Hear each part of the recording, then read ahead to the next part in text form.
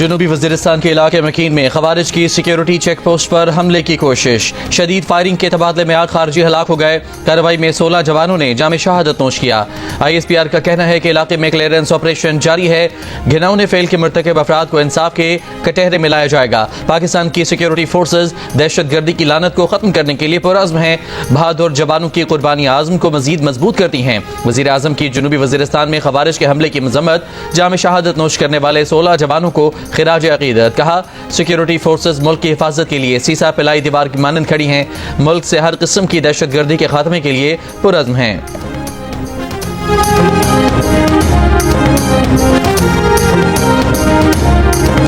कराची के इलाके डिफेंस में मुबैना मुकाबला, 2 अगवाकार हलाक, 2 फरार मुगवी शहरी को बाजियाब कर लिया गया। पुलिस हुकाम के मुताबिक शहरी नज़ीर अहमद को गुज़श्ता रोज़ ख़याबान इत्तेहाद से अगवा किया गया था। वाक़े की CCTV वीडियो भी सामने आ गई है। हलाक अगवाकारों से कार और असलहा बरामद। फरार होने वाले 2 अगवाकारों की तलाश जारी।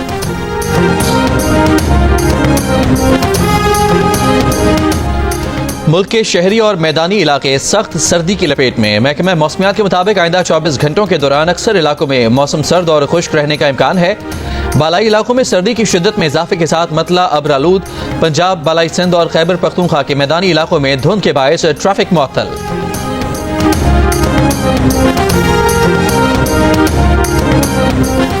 मलिका कौसार मरी में बिजली का ब्रेकडाउन। 132 kV की मेन लाइन ट्रिप कर गई। मरी तारीकी में डूब गया। मॉल रोड, जीका गली, भूरबन एक्सप्रेसवे समेत दीगर इलाकों में बिजली बंद। बिजली बंदिश के बायस सयाहों और मकामी लोगों को मुश्किलात का सामना। वापडा के मुताबिक अमला फील्ड में है। बिजली बहाल होने में वक्त लग सकता है। गवादर के ग्रिड स्टेशन में भी फनी खराबी के बायस शहर को बिजली की फराहमी मुअत्तल हो गई। गवादर ग्रिड से मुंसलिक सरबंधन और नगौर के इलाके भी तारीकी में डूब गए। कैस्को हुकाम के मुताबिक ग्रिड स्टेशन का फॉल्ट दूर करने के लिए तुरबत से टेक्नीशियन तलब कर लिए गए हैं। बिजली की बंदिश के बाद शहरियों को शदीद मुश्किलात का सामना। फौजी अदालतों ने 9 मई को जलाओ, घेराव, तोड़ फोड़ और फौजी तनसीबात पर हमलों में मुलव्वस 25 अफराद को सजाएं सुना दी। 14 अफराद को 10 साल कैद, 1 शख्स को 9 साल कैद, 1 शख्स को 7 साल कैद, 2 अफराद को 6 साल कैद, 2 अफराद को 4 साल कैद, 1 शख्स को 3 साल और 4 अफराद को 2-2 साल कैद की सजाएं सुनाई गई हैं। सबसे ज्यादा 11 अफराद को जिना हाउस लाहौर पर हमले के जुर्म में सजाएं सुनाई गई। 5 अफराद को पंजाब रेजिमेंटल सेंटर मर्दान हमला केस में, 2 अफराद को GHQ हमला केस में, 2 अफराद को PAF बेस मियां वाली हमला केस में, 2 अफराद को मुल्तान कैंट हमला केस में, 1 शख्स को ISI फैसलाबाद ऑफिस हमला केस में, 1 शख्स को बनू कैंट हमला केस में और 1 शख्स को चकदरा किला हमला केस में सजाएं सुनाई गई हैं।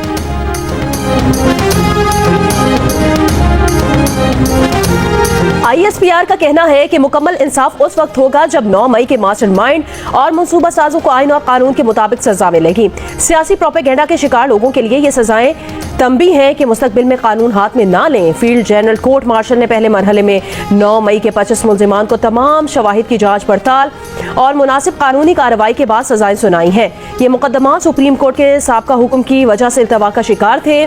आइन और कानून के मुताबिक तमाम सजा याफ्ता मुल्जिमान को अपील और दीगर कानूनी चाराजोई का हक है। 13 दिसंबर 2024 को सुप्रीम कोर्ट के 7 रुकनी आईनी बेंच ने ज़ेर इल्तवा मुकदमात के फैसले सुनाने का हुक्म दिया था।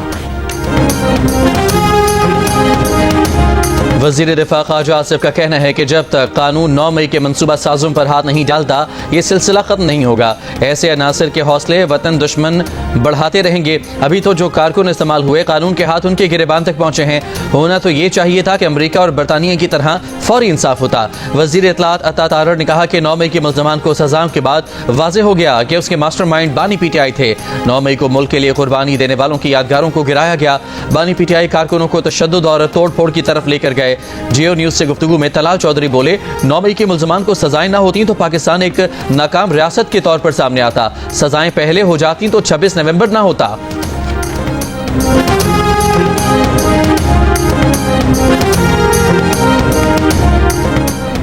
तहरीक इंसाफ ने फौजी अदालतों से सजाओं को मुस्तरद कर दिया। कौमी असम्बली में कायदे हिज़्ब इख्तिलाफ उमर अयूब ने कहा, ज़ेर हिरासत अफराद आम शहरी हैं, फौजी अदालतों में मुकदमा नहीं चलाया जा सकता। सलमान अकरम राजा ने कहा, फौजी अदालतों का फैसला गैर आईनी है। बानी PTI को फौजी अदालतों के सामने पेश करने का मंसूबा है। लतीफ खोसा ने कहा, फौजी अदालतों के फैसले गैर आईनी और गैर कानूनी हैं। फौजी अदालतें अपने मुलाजमीन के डिसिप्लिन पर कार्रवाई कर सकती हैं। खैबर पख्तूनख्वा के वजीर तालीम मीना खान ने कहा कि कानूनी पहलुओं का जायजा लेकर हाई कोर्ट या सुप्रीम कोर्ट से रुजू करेंगे। बानी पीटीआई की बहन अलीमा खान का 9 मई और 26 नवंबर के वाकयात पर जुडिशियल कमीशन बनाने का मुतालिबा। कहा, बानी पीटीआई के 2 मुतालिबात हैं, इन मुतालिबात को मानते हैं तो इतवार से ज़र मुबादला न भेजने की कॉल वापस लेंगे। चैंपियंस ट्रॉफी 19 फरवरी से 9 मार्च तक होगी। इफ्तिताही मैच मेजबान पाकिस्तान और न्यूजीलैंड के दरमियान कराची में खेला जाएगा। मुमकिन शेड्यूल सामने आ गया। रिवायती हरीफों पाकिस्तान और भारत के दरमियान टाकरा 23 फरवरी को न्यूट्रल वेन्यू पर होगा। भारत अपने ग्रुप के बकिया 2 मैचेस भी न्यूट्रल वेन्यू पर खेलेगा। शेड्यूल के मुताबिक कराची और रावलपिंडी 3 मैचेस की मेजबानी करेंगे। एक सेमीफाइनल और फाइनल समेत 5 मैच लाहौर में होंगे। एक सेमीफाइनल न्यूट्रल वेन्यू पर होगा। जराये के मुताबिक चैंपियंस ट्रॉफी के लिए न्यूट्रल वेन्यू दुबई होगा। इस बारे में हतमी फैसला जल्द होने का इम्कान है।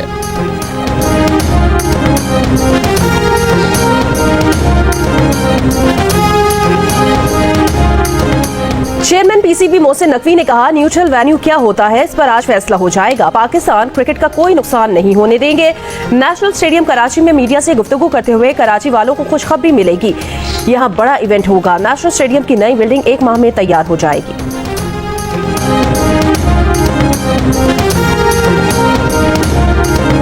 चैंपियंस ट्रॉफी पर पीसीबी का मौक़िफ़ क्यों तस्लीम किया? भारतीय मीडिया अपने ही बोर्ड पर बरस पड़ा। पीसीबी की शराइत तस्लीम करने पर बीसीसीआई पर कड़ी तनकीद।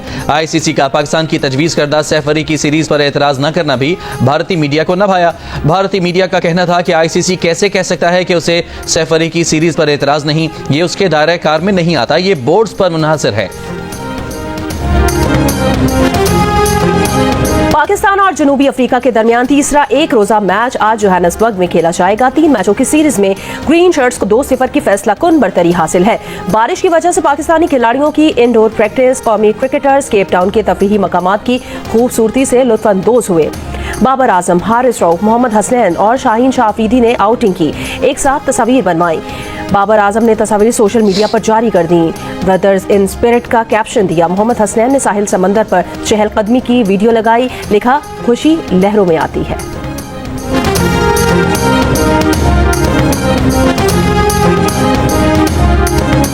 जुडिशल कमीशन ने आईनी बेंचेस के लिए नामजद जजेस की मुद्दत में 6 माह की तौसी कर दी। चीफ जस्टिस पाकिस्तान की सरबराही में जुडिशल कमीशन ने इजलास का एलामिया जारी।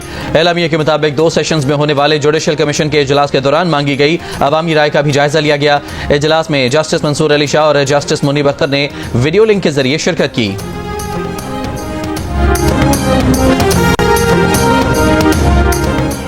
Chairman PTI barrister Gauhar Ali Khan ने कहा, स्पीकर कौमी असम्बली ने मुज़ाकरात पर कमेटी बनाने की यकीन दहानी करवाई है। उम्मीद है आज कल में कमेटी बन जाएगी। सुप्रीम कोर्ट के बाहर मीडिया से बात करते हुए कहा, मुज़ाकरात ही मसाइल का हल है, मुज़ाकरात ही होंगे। सहाफ़ी ने सवाल किया। लतीफ़ खोसा ने आज कहा कि डेडलाइन खत्म हो गई तो क्या सिविल नाफरमानी के तहरीक पर अमल होगा? इस पर बैरिस्टर गौहर अली खान का कहना था, बिल्कुल सिविल नाफरमानी की तहरीक पर भी अमल होगा।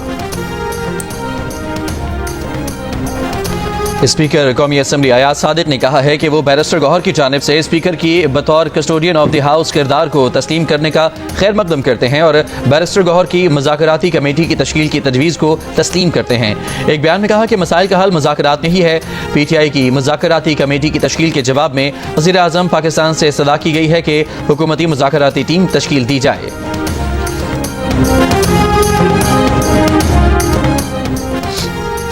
वज़ीर आज़म के मुशीर राना सनाउल्लाह ने कहा, 9 मई के वाक़यात पर मजीद कुछ लोगों के फैसले 1-2 दिन में होंगे। बानी पीटीआई का 190 मिलियन पाउंड केस भी इनमें शामिल है। जियो न्यूज़ के प्रोग्राम नया पाकिस्तान में बात करते हुए राना सनाउल्लाह ने कहा, इन केसेस का मुज़ाकरात से कोई ताल्लुक नहीं होना चाहिए। पीटीआई रहनुमाओं के साथ बैक चैनल राब्ते बरकरार है। पीटीआई को मशवरा है कि डेडलाइन और वार्निंग देना छोड़ दे। रहनुमा पीटीआई अली मोहम्मद खान ने कहा है कि बानी पीटीआई के खिलाफ फैसला आएगा तो इसका असर मुज़ाकरात पर होगा। ये कैसे हो सकता है कि बानी के खिलाफ फैसला आए और इसका असर मुज़ाकरात पर ना हो? प्रोग्राम नया पाकिस्तान में गुफ्तगू करते हुए अली मोहम्मद खान ने कहा कि 9 मई के वाक़यात की अदालती तहकीकात कराई जाएँ। मिलिट्री कोर्ट में मुलज़िम को दिफा का मुनासिब मौका नहीं मिलता। साख सिविलियन अदालत की सज़ा की होगी।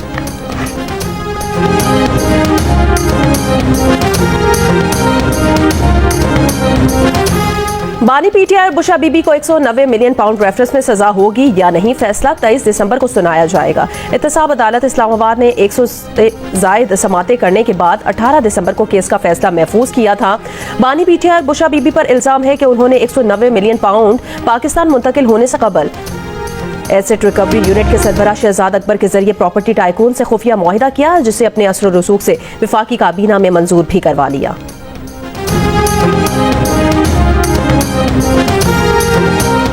हुकूमत और JUI के दरमियान मदारस की रजिस्ट्रेशन के मामले पर ब्रेक थ्रू।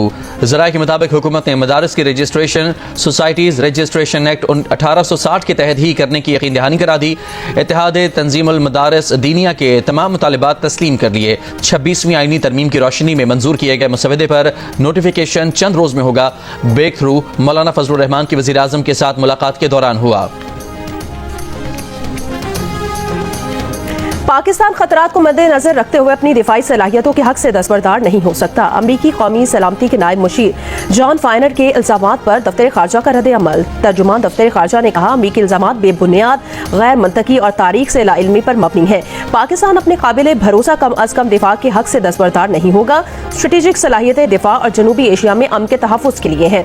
2 रोज पहले अमरीका की कौमी सलामती के नायब मुशीर जॉन फाइनर ने दावा किया था, पाकिस्तान ऐसे मिसाइल तैयार कर रहा है जो जनूबी एशिया से बाहर अमेरिका के अहदाफ को भी निशाना बना सकते हैं।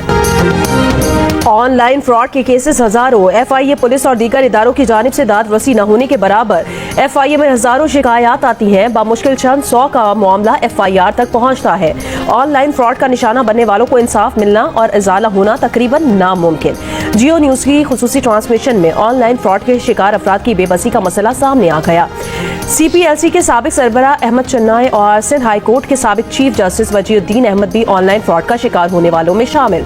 अहमद चन्नाई ने जियो न्यूज को बताया कि CPLC का साबिक सरबराह होने के बावजूद वो 1 माह से इंसाफ के लिए भाग रहे हैं, मगर कहीं दादरसी नहीं हो रही। IT एक्सपर्ट राना शहजाद कैसर ने बताया कि हैकर्स शहरियों में मौजूद लालच के उनसर का फायदा उठाकर लूटते हैं। जल्द दौलतमंद होने की ख्वाहिश उन्हें हैकर्स के लिए आसान शिकार बनाती है।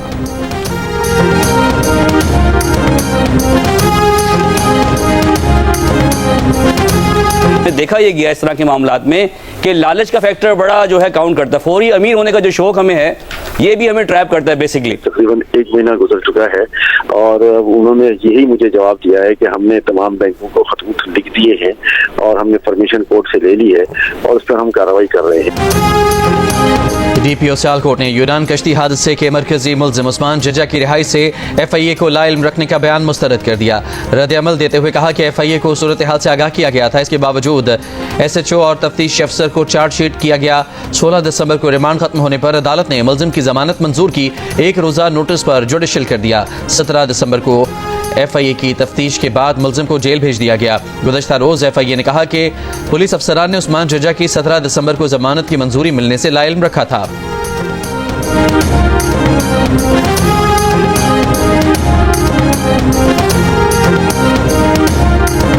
जिला कुरम में रास्तों की बंदिश को 2.5 माह गुजर गया। शहरियों का एहतजाज, खुराक और दवाओं की फराहमी का मुतालिबा। कुरम में हेलीकॉप्टर से दवाओं की तरसील जारी। KP हुकूमत का एक हेलीकॉप्टर दवाएं लेकर कुरम पहुंच गया। मुशीर सेहत के मुताबिक दवाओं की मालियत 1 करोड़ 20 लाख रुपए है। मुशीर इत्तलात खैबर पख्तूनख्वा बैरिस्टर सैफ का कहना है, कुरम तनाज़े पुरअमन तरीके से हल होने के करीब है। एक फरीक ने मुशावरत के लिए 2 दिन का वक्त मांगा है। हुकूमत ग्रैंड जरगों को हर किस्म की सहूलियात फराहम कर रही है। बहुत जल्द अवाम पायदार और मुस्तकिल अमन से मुतालिक खुशखबरी सुनेंगे। अवाम किसी किस्म के मनफी प्रोपेगेंडा को अहमियत ना दे। गवादर में मुख्तलिफ सियासी जमातों का मरीन ड्राइव पर धरना 7वें रोज भी जारी। आज़ादाना सरहदी तिजारत की इजाज़त, आबी हयात के तहफ़्फ़ुज़ और लोड शेडिंग के खात्मे का मुतालबा। एहतजाज में national party, Balochistan national party Mengal, Jamaat Islami, Jamiat Ulema Islam, BNP Awami और वकला शामिल हैं।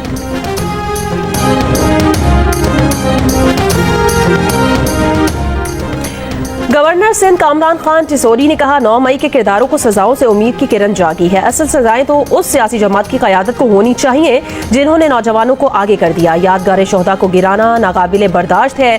9 मई के वाक़यात कराने वालों को सजा मिलेगी तो इंसाफ होगा। रियाद से मक्का मुकरमा जाने वाली सड़क पर मुतादिद गाड़ियां आपस में टकरा गईं। महकमा शहरी दिफा के मुताबिक हादसे में 1 शख्स जाम बहक और 10 जख्मी हो गए।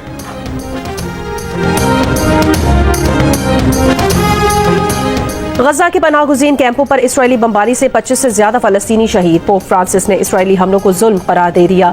अमेरिका ने शाम के नए रहनुमा अहमद अल शरी की गिरफ्तारी पर $1 करोड़ इनाम का ऐलान वापस ले लिया। अमेरिकी फौज की शाम में दाइश रहनुमा अबू यूसुफ की अमेरिकी हमले में हलाकत की तस्दीक।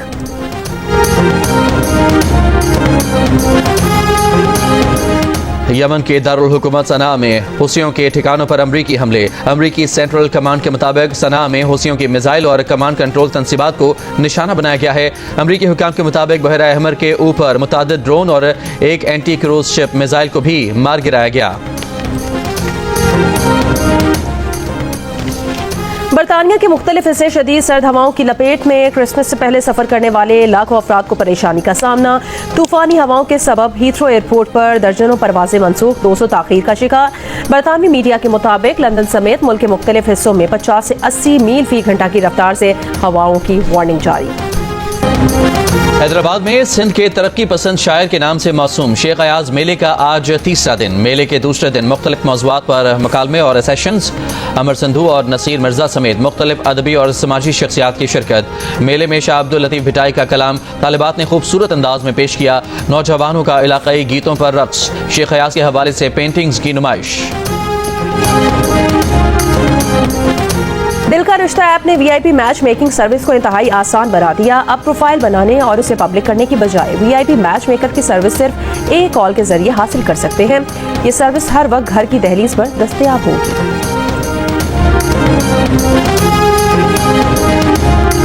और बल्तिस्तान डिवीजन में जश्न मेफंग जोश व खरोश से मनाया गया। बड़ी तादाद में मशल बरदार नौजवानों की शिरकत। मकामी गीतों पर मंचलों की मौज मस्तियाँ। रिवायती मौसीकी पर तलवारें थाम कर रक्स किया।